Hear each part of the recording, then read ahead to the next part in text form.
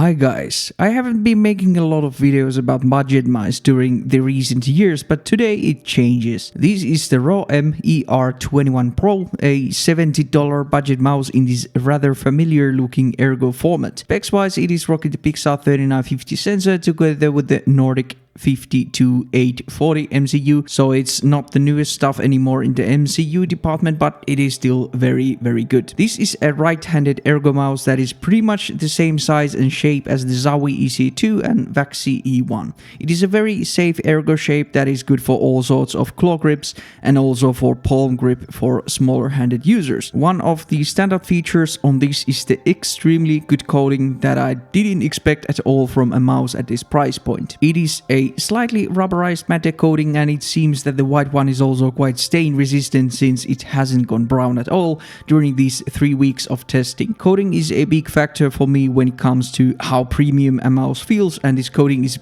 pretty much up there with the best in my opinion. The build quality is mostly really good on this mouse. There seems to be no apparent sidewall flexing or creaking, and the sidewall thickness seems to be very solid as well. The weight of this mouse is also pretty nice for an Ergo at this size at 53 grams on my scale. The major weak point on this one is the main button wobble that has worsened a lot during my time of using this, and since this is an Ergo mouse, it is very noticeable in use. This is because on Ergos the force of the button press is not directly downwards but kinda to the side, which causes the button to shift during the press. In combination with the TTC opticals this uses, that is quite a stiff optical switch, I do not like these main buttons that much. Of course, the switch you like is up to everyone's personal tastes, but I have really never liked TTC mouse switches, even the mechanical ones, since they do have a very hollow, sharp sound that I don't like that much. The side buttons are good for the most part, but the backside button does have a very apparent wobbliness to the front and back.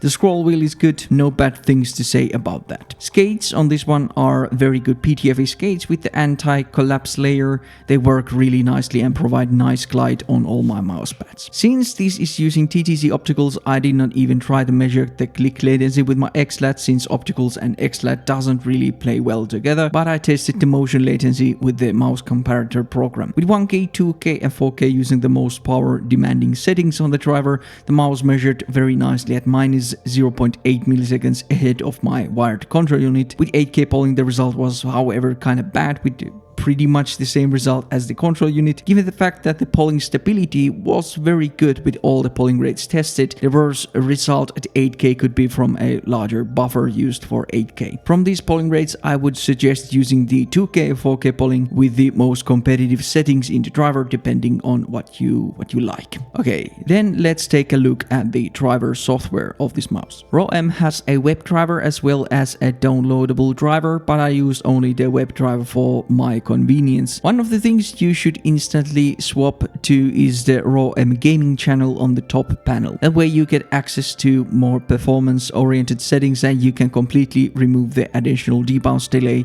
for the fastest click latency. The driver is not fully translated, but the last one here is the competitive plus setting that maxes the sensor scan rate, and that is what is used for the measurements I provided. Here you can also optimize something they call wireless turbo, and when I run this, it suggested the mode 3 with the most anti-interference stuff, so that is what I used. I like how all this stuff here is on the same page, but I think that having two channels is kinda pointless and maybe confusing to some. With this mouse, I would assume everyone wants to use the gaming channel because that way you can get the best possible performance. But in conclusion, I think the RAWM has some very nice stuff and great performance, but the switch selection and the click wobble is not something I like that much. I have seen great reviews about the Leviathan mouse from RAWM, so I hope that one has better quality on the main clicks and retains the same insanely good coding and the build quality. In total, this is still one of the best budget mice that I have tried,